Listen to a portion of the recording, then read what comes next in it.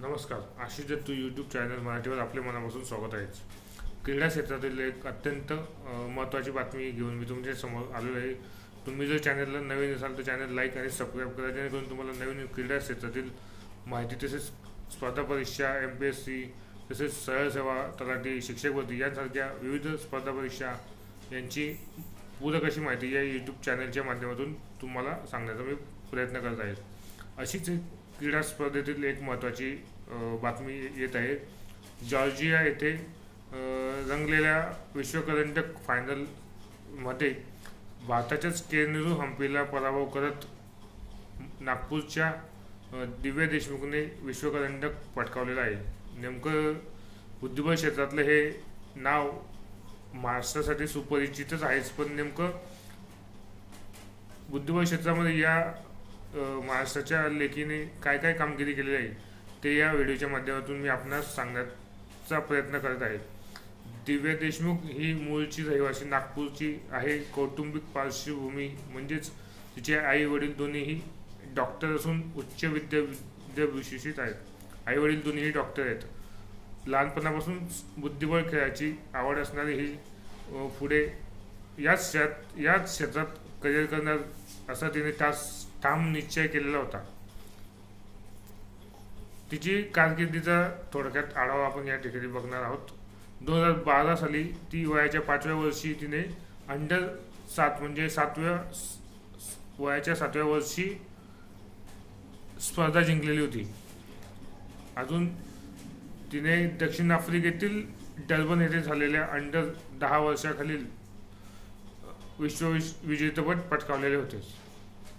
तसेच 2017 साली ब्राझील येथे झालेल्या स्पर्धेमध्ये अंडर 12 वर्षाखालील स्पर्धेचे तिने विजेतेपद पटकावलेले होते.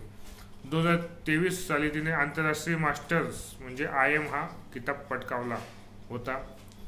2024 साली वयाच्या 20 वर्षाखालील म्हणजे 20 वर्षाखालील ही जागतिक अजिंक्यपद स्पर्धेचा किताबही त्यांनी पटकावलेला होता. बुद्धिबळ ऑलिम्पियाडचा किताब तिने पटकावलेला असून बुद्धिबळ ऑलिम्पियाडमध्ये सलग 3 वेळा तिने सुवर्णपदक पटकावलेले आहे.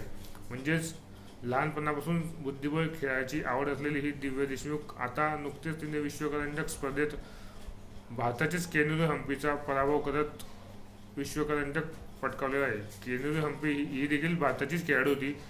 टायर ब्रेकरवर निकाल लागत दिव्या देशमुख हे विश्वकरंडक विजेते ठरलेले आहे.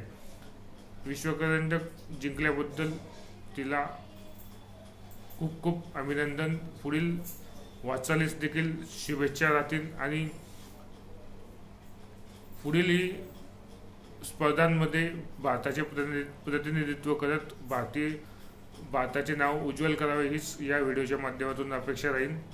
पुढील स्पर्धेसाठी तिने चांगली उत्तमोत्तम कामगिरी करून असेच भारताचे नाव जगामध्ये नाव कमवावे हीच या ठिकाणी आपण आशा व्यक्त करूयात.